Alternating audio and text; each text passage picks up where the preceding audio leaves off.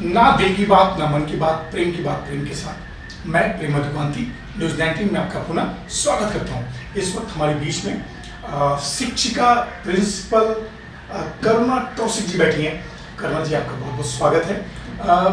हम अपने दर्शकों को बताना चाहते हैं कि इस वक्त शिक्षा के बारे में बहुत सारी भ्रांतियाँ हैं। तो न्यूज़ 19 की टीम ने ये अध्ययन के बाद ये देखा, जहाँ से बच्चों की शुरुआत होती है, जहाँ से बच्चे पढ़कर एक भविष्य को संवारते हैं, उस मुहिम के तहत हम कुछ स्कूलों से बात करें, उनके बारे में उनकी क्या राय है बच्चों को लेकर और पढ़ाई वो कैसे कराते हैं। करुणा कौशिक जी, आपका स्वागत है। एक बात हम और बताना चाहेंगे, इस वक्त हम और लर्निंग ट्विस्ट स्कूल के एक संस्थान में है और लर्निंग ट्विस्ट जो प्ले स्कूल है, ये तकरीबन उत्तर प्रदेश के साथ साथ दिल्ली और उत्तरांचल में भी अपनी कुछ शाखाएं खोला है। और मैं बताना चाहूँगा कि इस लर्निंग ट्विस्ट जो संस्थान है प्लेवे, इसको बहुत ही युवा शिक्षक राजीव तिवतिया जी ने इसको फाउंडेशन किया, इसका स्थापना की और बहुत ही तेज गति से वो इस संस्थान को आगे बढ़ा रहे हैं। उनकी दूरदर्शिता या उनकी जो बच्चों के प्रति प्रेम बताता है, ये स्कूल बताता है कि वो बच्चों से कितना प्यार करते हैं, कितना उनको योग्य बनाना चाहते हैं। मैं प्रयास करूंगा कि उनसे भी किसी दिन मैं राजीव तिवतिया से इंटरव्यू लूं और आप लोगों के समक्ष उनके विचार को रखूं। इस वक्त करुणा कौशिक जी, आपका स्वागत है। करुणा जी, 2-3 सवाल मेरे आपसे पूछना है मुझे। मैं चाहूँगा जो कैमरा उस तरफ आप देखें, आप बोले उधर, कि इस क्षेत्र में क्यों आपने मतलब अपनी रुचि रखी। आप किसी भी और क्षेत्र में अपनी रुचि रख सकती थी।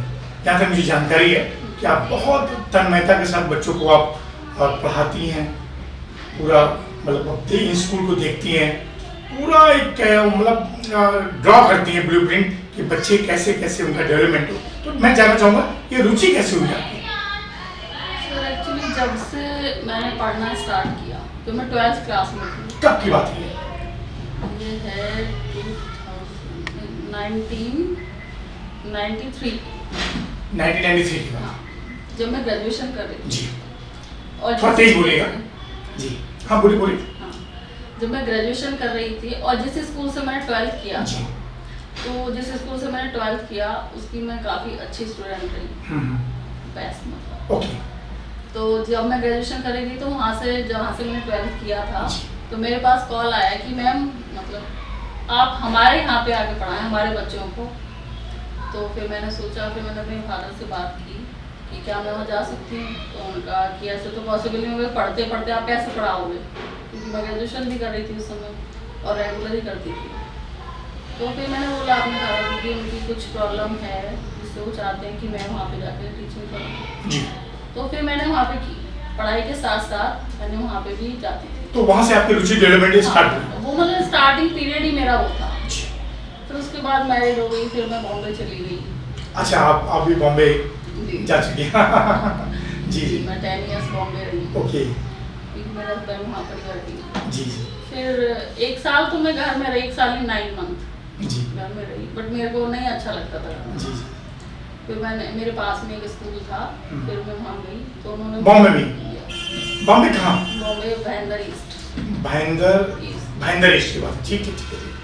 फिर उसके बाद जब वहाँ पे गई तो उनको ना एक्चुअली रिक्वायरमेंट थी हिंदी टीचर की, और मैंने किया था इंग्लिश से, पर लेकिन हमारी जो ये मदर टंग है वो हिंदी है। जी जी। वहाँ पे कोई सरकारी स्कूल, काफी बड़ा स्कूल है भाईंदर ईस्ट, देख रहा हूँ मैं। वहाँ पे तो जी जी। तो फिर वहाँ जाने के बाद उन्होंने मुझे हिंदी टीचर के लिए अपॉइंट किया, क्योंकि वहाँ हिंदी टीचर इतनी आसानी से नहीं मिलते। फिर बस मैं वहाँ पढ़ाती रही, मुझे काफ़ी साल हो गए वहाँ पढ़ाते हुए। फिर मैं इधर आ गई। फिर इधर भी मैंने एक स्प्रिंगडेल नाम का स्कूल है, उसमें जॉब की। फिर उसके बाद एक और स्कूल था, मेरी फ्रेंड थी, तो उन्होंने कहा कि मुझे मतलब एजुकेशन तो उनके पास थी, बट उन्हें ये नहीं था कि मुझे किस तरह ओपन करना है, क्या करना है। फिर मैंने उनकी हेल्प की, उसको बनवाया, आज भी है वो, आज भी चल रहा है। जी, आज भी चल रहा है वो। फिर उसके बाद मुझे सर मिले, राजीव सर। राजीव तिवतिया जी की बात कर रही हैं? जी। अच्छा। फिर मतलब किसी के थ्रू ही पता चला जी, जी। कि ओपन करना चाहते जी हैं। जी फिर मैं इनके पास आई तो उन्होंने मुझसे कहा कि मैं एजुकेशन लाइन में तो हूँ बट मुझे ये नहीं पता कि स्कूल को कैसे चलाना है या कैसे मतलब उसका फाउंडेशन कैसे करना है। फिर मैंने उनको सब बताया कि ऐसे होना चाहिए, इतने रूम होने चाहिए, इतने टीचर स्टाफ होना चाहिए। मैंने उसके बाद तो फिर एक प्ले स्कूल बना। तो मैं चाहूँगा जो लर्निंग ट्रस्ट स्कूल है जी आपका बॉम्बे का अनुभव है जी और इसके पहले भी आप जहाँ पढ़ाती थी तो काफ़ी अच्छा स्कूल मैं गाजियाबाद का मानता हूँ। जो मेरी जो मतलब समझे ग्राउंड रिपोर्टिंग है और लर्निंग ट्रस्ट स्कूल, तो इसको कब एस्टैब्लिश किया आपने राजीव जी के साथ ये गाजियाबाद में? 2018 2018 में। आई थिंक 2 साल हाँ 2 इयर्स से ज़्यादा हो गया। हाँ 2 इयर्स कंप्लीट हो चुके हैं ये राइट। चल रहा है। मैडम मैं ये जानना चाहता हूँ कि बहुत सारे प्ले स्कूल हैं, जी तो क्या थोड़ा सा बता पाएंगे कि आज के जो अभिभावक हैं, यानी कि जो पहले जॉइंट फैमिली होती थी अब न्यूक्लियर फैमिली होती है, राइट, तो उन अभिभावकों के लिए मैं चाहूँगा कि आपकी तरफ से बात हो कि प्ले वे स्कूल कितना इम्पोर्टेंट है, कितना जरूरी है? सर आज की जनरेशन तो चाहती है कि प्ले स्कूल में ही बच्चों को पढ़ाया जाए क्योंकि ज़्यादातर पेरेंट्स वर्किंग होते हैं। जी तो उनका मोटो होता है कि बच्चा हमारा साथ में रहेगा भी स्कूल में और पढ़ेगा और फिर वो डे केयर भी की फैसिलिटी भी हम जी। लोग के यहाँ अच्छा, आप लोग का डे केयर भी है? जी डे केयर भी हमारा। तो मतलब जो अभिभावक हैं वर्किंग होते हैं, इसके लिए प्ले स्कूल की वैल्यूज ज़्यादा है। इसके अलावा एक दो बातें और जो आपको लगता है कि प्ले वे स्कूल बहुत इंपॉर्टेंट है, क्योंकि एक समय था जो प्ले वे नहीं होता था, प्ले वे नहीं होता। हम लोग शायद उस समय प्ले वे नहीं करते थे। जी बिल्कुल। हम एक लोग तो उसे- और बड़ी बातें हम जानना चाहते हैं कि वो अभिभावकों को लगे कि नहीं नहीं प्ले वे क्यों इम्पोर्टेंट है? हाँ। देखिए पहले तो न्यूक्लियर फैमिलियाँ नहीं थी, सब बिग फैमिली थी, सब जॉइंट फैमिली थी। जॉइंट फैमिली थी। लेकिन जैसे जैसे परिवार न्यूक्लियर होता गया तो बच्चे पेरेंट्स के साथ इतने घुल मिल नहीं पाते हैं। वो चीज़ वो नहीं सीख पाते हैं जो कि उनको सीखनी जी, चाहिए। जी। अगर मदर है, सिंगल मदर है तो वर्क में ही अपनी बिजी रहती है। तो हर कोई पेरेंट्स चाहता है कि मेरा बच्चा थोड़ा अभी से ही स्टार्टिंग ही उसका मतलब base उसकी अच्छा जो होगा, स्टार्टिंग से ही बेस अच्छा होगा, बेस तो अच्छा आगे- हो। फिर वो आगे बढ़ पाएगा, अच्छी तरह से पढ़ पाएगा। तो मतलब आपका कहना का मतलब है कि अगर कोई बच्चा प्ले वे में आता है जी तो और जो बच्चा प्ले वे में नहीं जाता है तो अकॉर्डिंग उसकी जो बैकग्राउंड है, जो उसकी फाउंडेशन है, वो ज़्यादा मजबूत होगी, हाँ क्योंकि वो प्ले वे से ही। प्ले वे से वो क्योंकि वो स्टार्टिंग से वो देखता रहता है, जैसे ही वो आया एक समाज में आता है, जी समाज में आने के बाद उसे पता चलता है, हाँ स्कूल में प्ले स्कूल में आने के बाद उसे पता चलता है कि हाँ हमें ये करना है, ऐसे पढ़ना है, ये चीज़ करनी है। मान लो मेरे स्कूल की मैं बात लेती हूँ, यूकेजी में एक बच्चा आता है मेरे, स्टार्टिंग है मेरी 1.8 और जो यूकेजी में बच्चा है वो हुआ 4 ईयर का। 4 ईयर का बच्चा जो मेरे स्कूल में आएगा, कभी वो स्कूल ही नहीं गया है, जो वो आता है तो उसको कुछ नहीं पता होता कि ये स्टैंडिंग लाइन क्या है, स्लीपिंग लाइन क्या है, देन लिखना क्या है।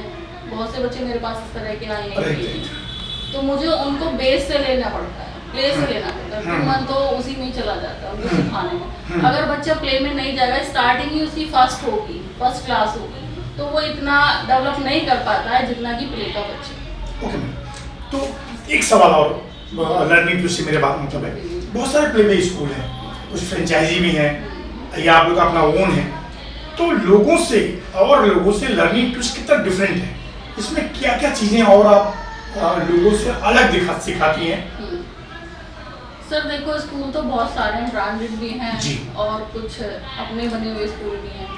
ब्रांडेड स्कूल हैं तो हर कोई पेरेंट्स ब्रांड में नहीं डाल सकता क्योंकि मस्ट है मनी, पैसा, क्योंकि हर कोई पैसा इतना नहीं दे सकता ब्रांडेड स्कूल के। और जो स्कूल हैं कुछ ऐसे भी हैं प्ले स्कूल की, उनके अंदर फैसिलिटी इतनी नहीं है जितनी कि मेरे स्कूल में है। लर्निंग विद प्ले मेरे स्कूल का एक मोटो है, लर्निंग विद प्ले। जी जी, जिसमें कि हम बच्चे को खेल खेल के साथ में हर चीज़ को सिखाते हैं। हमारा एक्टिविटी होती है जिसके अंदर जैसे कि हमने स्टैंडिंग लाइन, स्टैंडिंग लाइन अगर हम किसी भी दूसरे स्कूल में प्ले स्कूल में जाएंगे वो सीधा ब्लैक बोर्ड पे कहेंगे बच्चों ये है स्टैंडिंग लाइन, हमारे यहाँ ऐसे नहीं दिखाया जाता है। हमारे यहाँ पे उस चीज़ को एक्सप्लेन किया जाता है कि बच्चे को स्टैंडिंग लाइन कैसे आई। मान लिया हमारे यहाँ क्या होता है, एक कपड़ा है उसके ऊपर पैर प्रिंट किए ब्लैक कलर से, उसको जब सीधा बच्चा चलेगा तो स्टैंडिंग लाइन, इस तरह चलेगा तो वो स्लीपिंग लाइन, और उसको इजीली वो समझ पाता है, मतलब कुछ एक्टिविटी करके आप उसको बताते हैं। Right right right. तो ये डिफरेंट है। एक बात और जो हमारे दर्शक हम जानना चाहेंगे वो देखें कि इसमें स्कूल में जो आपका लर्निंग ट्विस्ट स्कूल है वो कितने तरह के बच्चे, कितने उम्र के बच्चे आ सकते हैं, जरा बताएंगे आप? मेरे यहाँ स्टार्टिंग एज 1.8 है और 5 यानी 1 साल 8 महीना का बच्चा जो है आपके स्कूल में एडमिशन ले सकता है। प्ले होता है, राइट, स्टार्टिंग क्लास होती है। ओके, और जो क्लासों का जो स्टैंडर्ड है वो क्या क्या है मैडम आपके यहाँ? मेरा toddler, play group, nursery, LKG, UKG, ये इतने सारे जो क्लासेज आपके हैं। एक बात हम आपसे और जानना चाहेंगे कि जो 2 साल का आपका जो एक्सपीरियंस रहा बच्चों को पढ़ाने का, तो क्या आपने देखा वो जो बच्चे आपके यहाँ पढ़ने आते हैं कि उन बच्चों में क्या खामियां दिखी या क्या अच्छाइयां दिखी? सर जो मेरे यहाँ बच्चा आता है, कुछ बच्चे ऐसे थे कि वो बोलते ही नहीं थे।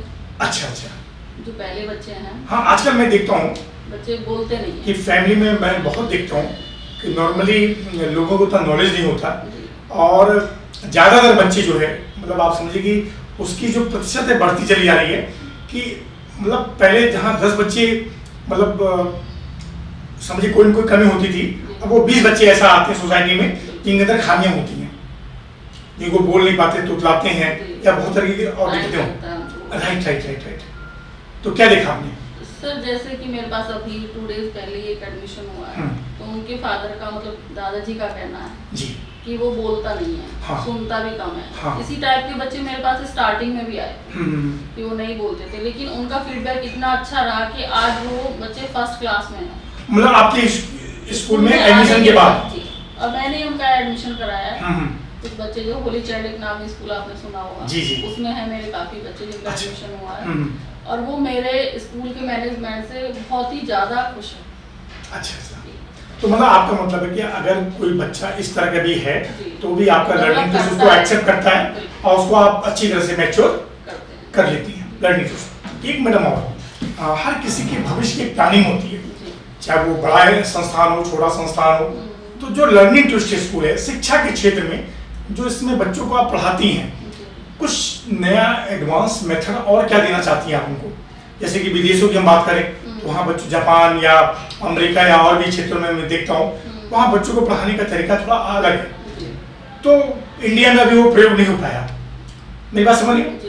तो आज के डेट में जो आपने कहा कि लर्निंग विद प्ले एक आपका मेथड है, इसके अलावा और क्या आप यहाँ पे अपना प्रयोग करना चाहती हैं अपने लर्निंग टेस्ट स्कूल में?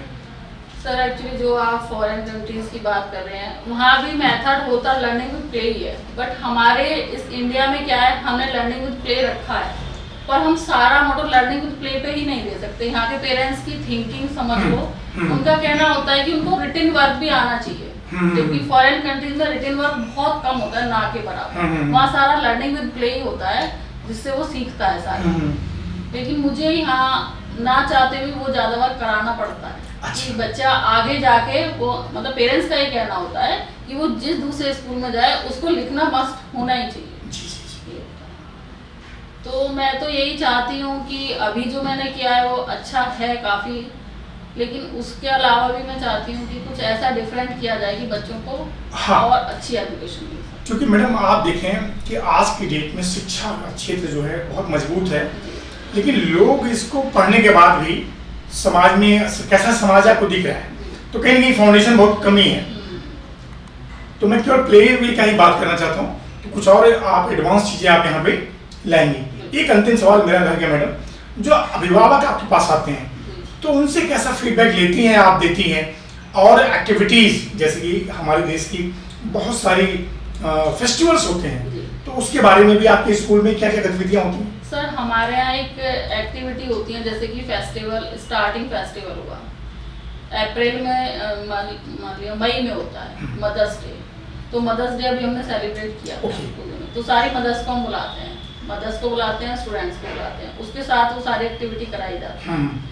तो ऐसे जैसे रक्षाबंधन हुआ या तीज आया था, अभी तीज हुआ, वो सब हम यहाँ पर ही कराते हैं मदर्स को, तो उनको भी एंजॉय मतलब अच्छा लगता है, बच्चों को अच्छा लगता है, बच्चों को भी, मदर को भी अच्छा लगता है कि उनको भी बच्चों को साथ जो है बुलेंगे। हमने तीज का फेस्टिवल किया था, तो एक न्यू एडमिशन ही हुआ था अभी हमारे यहाँ, तो एक मदर थी, तो उन्होंने कहा कि मुझे मतलब वो 30 क्वीन बनी थी, अच्छा बहुत सारी मदर आई थी, लेकिन फर्स्ट वो आई थी। ओके मतलब उन्हें इतना अच्छा लग रहा था, वो उनका कहना ये था कि मैंने अपनी जिंदगी में ना ये पहली बार के तो मुझे बहुत अच्छा लगा। कहती मैं आती रहूंगी हर फंक्शन में, जी जी बहुत अच्छा लगा। जी जी। तो मुझे भी अच्छा लगता है जब मदर आती है। मतलब ये मुझे बहुत अच्छा लगा कि बच्चों के साथ जो पेरेंट्स हैं जी। उनको बिठाती नहीं, उनको भी पार्टिसिपेट कराती हैं। पार्टिसिपेट करा। नॉर्मली स्कूल में होता क्या कि बच्चे प्ले करते हैं, हाँ। मदर केवल दर्शक होते हैं, जी। लेकिन आप उनको पार्टिसिपेट भी कराती है और स्कूल में कुछ नया प्रयोग आप करती रहेंगी। बिल्कुल एक अंतिम सवाल मैडम, बस कैमरे की तरफ देखें आप, बूढ़े दर्शकों को मेरे, कि अभिभावक जो है आज के समय में जी। सब कुछ स्कूल में छोड़ देता है कि स्कूल ही बच्चों को पढ़ाएगा, स्कूल ही बच्चों को बेहतर बनाएगा।